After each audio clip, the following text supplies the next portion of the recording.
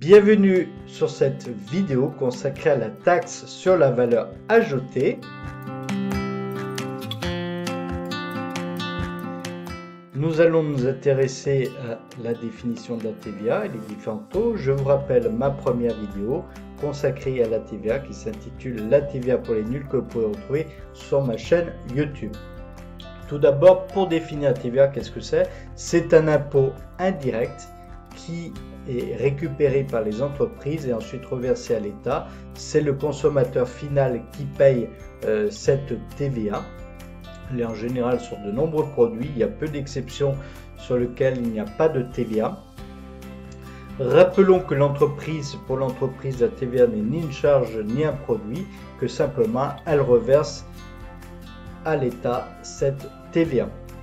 Alors il existe différents taux de TVA. Le premier taux, c'est un taux à 20%. On dit que c'est le taux général qui concerne les produits manufacturés, les prestations de services et aussi tous les travaux concernant le neuf. Qu'est-ce qu'on appelle le neuf? C'est des bâtiments de moins de 2 ans, donc y compris les bâtiments construits en VFA. VFA, vente en futur d'achèvement. Ensuite, le deuxième taux, c'est le taux à 10% qui concerne la restauration, les transports en commun, également bois de chauffage, les logements sociaux, mais également les travaux pour des bâtiments de plus de 2 ans. Travaux d'amélioration ou de rénovation. Ensuite, la TVA à 5,5% concerne les travaux de performance des performances énergétiques pour améliorer son logement au niveau énergétique, par exemple son isolation ou son mode de chauffage. Également concerne le cinéma et aussi les produits alimentaires. Enfin, dernier taux, le taux à 2,10%, assez rare, concerne la presse et les médicaments remboursables.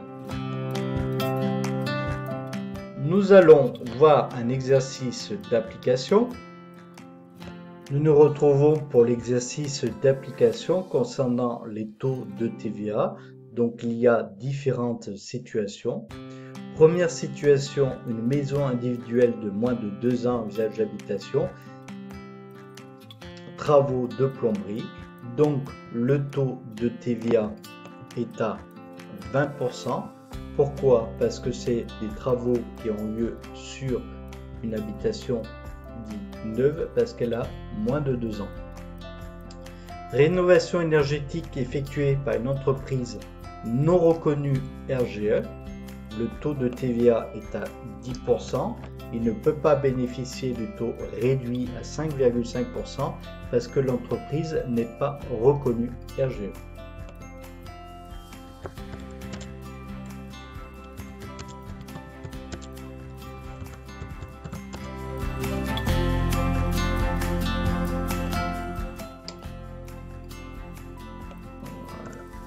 Immeuble collectif de plus de 2 ans, travaux de plomberie.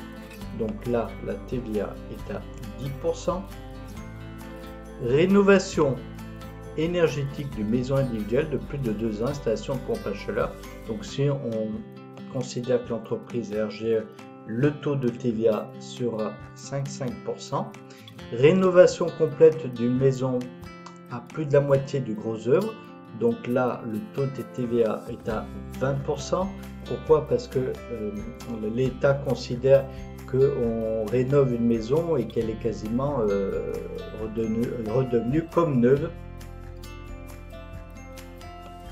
Ensuite, rénovation d'une maison, pose une pompe à chaleur, le client achète lui-même le matériel et souhaite bénéficier du taux réduit. Donc ça, ce n'est pas possible. Si le client achète lui-même, donc le particulier, sans passer par une entreprise RGE, il ne bénéficiera pas du taux réduit. Il va payer le taux de 20%. Rénovation dans les logements sociaux. Donc là, le taux de TVA est à 10%. Ici, voir. Suite à une nouvelle installation de chauffage à économie d'énergie, travaux de facturation et déplacement et de la repose de radiateurs. Donc là, vu que c'est lié à une rénovation énergétique, donc on peut considérer que le taux de TVA est à 5,5%. Ensuite, remise à neuf à plus des 2 tiers des installations de sanitaire à plomberie. Donc là, même chose que pour le bronze œuvre. Donc l'État considère quand c'est à plus des 2 tiers de la rénovation et on considère que le réseau est quasiment neuf. Donc la TVA à 20% s'applique. Je vous invite à aller voir cette vidéo qui est très pédagogique sur la taxe à valeur ajoutée avec des exemples très simples pour comprendre le mécanisme de la taxe à valeur ajoutée. Donc cette vidéo se trouve sur YouTube, elle s'appelle Dessine-moi l'éco, TVA collectée, TVA déductible qui paye réellement. Elle dure 3 minutes 38, donc assez courte. Nous allons voir un exemple pour comprendre la TVA collectée, la TVA déductible et la TVA reversée, donc le mécanisme de TVA. On va prendre l'exemple de l'entreprise Dubois qui a vendu à son client pour 1 000 € hors taxe et a acheté à son fournisseur pour 500 € hors taxe.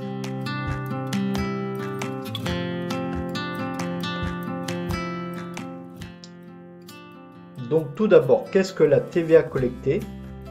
La TVA collectée, c'est la TVA qui s'applique sur les ventes. Cette TVA collectée s'applique sur le montant hors taxe, la vente hors taxe. Donc ici, si je prends l'exemple du calcul de la TVA collectée, je vais prendre le montant de la vente hors taxe fois le taux de TVA. Donc ici, si je reprends mon exemple, il y avait une vente de 1 000 € hors taxe. J'applique un TVA de 20%, donc le montant de la TVA collectée sera de 200 €. La TVA déductible, il s'agit de la TVA calculée sur les achats. Elle est versée par l'entreprise à son fournisseur. Donc je rappelle que quand il y a de la TVA collectée, l'entreprise qui vend collecte de la TVA à son client. Et quand l'entreprise achète des produits, elle verse de la TVA à son fournisseur. Donc la TVA collectée, pour la calculer, on va prendre le montant des achats hors taxe multiplié par le taux de TVA. Donc ici, si je reprends l'exemple de l'entreprise Dubois, 500 € fois 20%, 100 €. Donc 100 € de TVA déductible. Cet montant de TVA déductible va venir se déduire du montant de la TVA collectée. C'est ce que nous allons voir dans la diapo suivante. Donc nous allons parler de la TVA à reverser à l'État ou payer à l'État, ce qu'on va redonner à l'État, ou le crédit TVA. Donc on va voir dans quel cas il y a une TVA à reverser, dans quel cas il y a un crédit de TVA. Donc pour calculer ce montant-là, on va prendre la différence entre le montant de la TVA collectée et le montant de la TVA déductible. Donc on va faire TVA à reverser égale TVA collectée moins TVA déductible. Si je prends l'exemple du bois, 200 € de TVA collectée moins 100 € de TVA déductible. Donc l'entreprise du bois va reverser 100 € à l'État, va lui payer 100 €. Donc ici, le schéma de ma TVA à reverser. Si ma TVA collectée est supérieure à ma TVA déductible, ce qui était le cas avec l'entreprise du bois, à ce moment-là, il y a une TVA à payer et comme ici, l'exemple du bois va reverser 100 € à l'État. Mais il arrive quelquefois qu'il y a un crédit de TVA.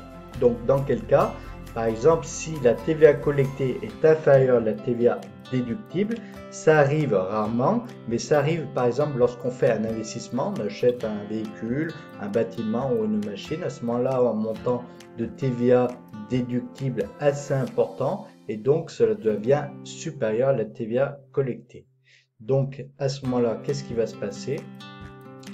Il y aura un crédit de TVA qui va être remboursé par les différentes TVA à payer. Si jamais l'entreprise connaît des difficultés de trésorerie, les impôts peuvent rembourser ce crédit de TVA plus tôt. Le rôle de l'entreprise. Rappelons que l'entreprise n'est qu'un intermédiaire qui reverse la TVA, qui prend la TVA du consommateur et qui la reverse à l'État. La TVA pour l'entreprise n'est ni une charge ni un produit, donc elle ne figure pas dans le compte de résultat. Par contre, elle figure bien dans le bilan au niveau des dettes ou des créances. Et c'est le consommateur final qui paye la TVA. Nous allons voir un exercice d'application sur le calcul de la TVA à reverser. Alors, nous allons relire l'énoncé ensemble. Donc, un artisan plombier doit réaliser des travaux chez un particulier. Les travaux concernent une maison individuelle neuve. Vous disposez de la facture, petite erreur de la facture annexe 1 qu'a établi le plombier pour son client et qui doit être complétée, et la facture d'achat du fournisseur annexe 2. Donc ici nous retrouvons en annexe 1 la facture du client. Nous retrouvons la facture du fournisseur. Les trois questions: compléter la facture de vente, annexe 1, retrouver le taux de TVA de la facture fournisseur, annexe 2, et enfin calculer la TVA à reverser, annexe 3, donc qui se trouve juste ici. Donc je reprends la facture au client, donc nous avons la quantité unitaire et le montant hors taxe. Donc si je fais l'addition de ce montant en taxe, on trouve 2597 €.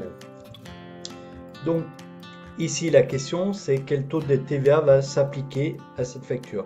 Donc si je reprends l'énoncé, s'il s'agit d'une maison individuelle neuve, donc le taux de TVA qui va s'appliquer est de 20%.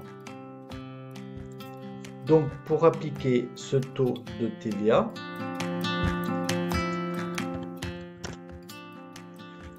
2597 fois 20%.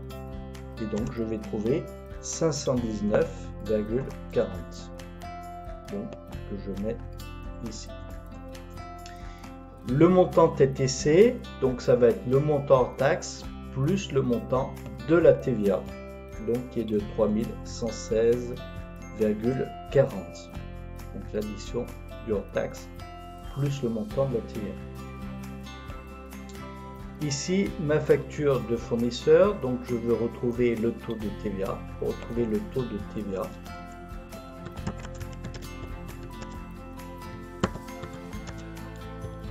fournisseur, je vais faire 254, le montant de la TVA, divisé par le montant hors taxe, fois 100.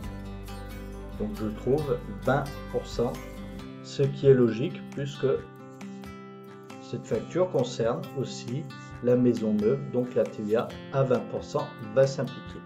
Donc ici, si je fais le total de cette facture, ça fait 1527,01.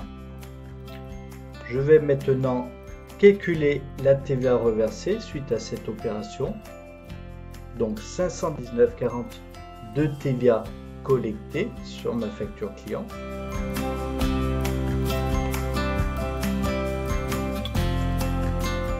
« 254,50 de TVA déductible sur ma facture d'achat. Ça fait donc une TVA à reverser de 264,90. Nous passons au grand 3, les documents qui comportent la TVA. Il y a le devis et également la facture. Donc, qu'est-ce qu'on va retrouver sur ces documents de manière obligatoire? Le taux de TVA, le montant de la TVA et le montant total à payer TTC. Rappelons qu'une facture, le client paye le montant TTC avec la TVA. Si l'entreprise est en franchise de TVA, à ce moment-là, elle le marquera sur sa facture la TVA ne s'applique pas. Donc nous allons voir les différents régimes fiscaux de TVA qui dépendent de la situation de l'entreprise. Première situation, notamment pour des auto-entrepreneurs qui seraient dans cette situation, des micro-entreprises, donc avec un seuil très faible. Ensuite, on va retrouver un deuxième régime qui est le réel simplifié d'imposition et le réel normal. Donc on va s'intéresser d'abord aux micro-entreprises. Donc ça s'adresse à des entreprises individuelles qui font moins de 82 800 € de chiffre d'affaires pour les achats et 33 200 pour les prestations de services. Lorsque l'entreprise dépasse ce seuil de chiffre d'affaires, elle ne peut plus bénéficier de ce régime de micro-entreprise. Quel est l'intérêt de ce régime de micro-entreprise? L'entreprise est en franchise de TVA. C'est-à-dire elle n'est pas concernée par la TVA. Elle n'a pas de facturation de TVA à réaliser sur ses clients. Elle ne récupère pas la TVA non plus sur ses achats. Elle n'a aucune obligation déclarative. Donc pour elle, c'est beaucoup plus simple au niveau administratif. Deuxième régime de TVA, le régime réel simplifié d'imposition. Donc pour des entreprises qui font du chiffre d'affaires en dessous de 789 000 € ou 238 000 pour les prestations de services. À ce moment-là, il y a une déclaration annuelle et un paiement d'acompte par trimestre. Pour les entreprises qui seraient au-dessus de ces seuils, à ce moment-là, il y a obligation de tenir une comptabilité à jour pour chaque mois et de faire une déclaration mensuelle. Nous finissons par la déclaration de TVA. Donc, suivant la situation de l'entreprise et de son régime fiscal, il n'y a pas la même déclaration de TVA. Pour ce qui concerne donc les micro-entreprises, il n'y a aucune déclaration de TVA. Pour ce qui est réel simplifié d'imposition, on utilise la déclaration CA12 une fois par an.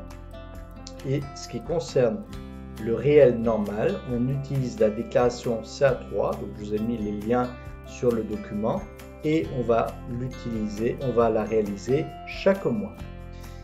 Voilà, j'espère que cette vidéo vous aura éclairé sur la TVA et n'hésitez pas à faire part de vos commentaires sur vos éventuelles questions. Je vous remercie pour votre attention et je vous dis à très bientôt.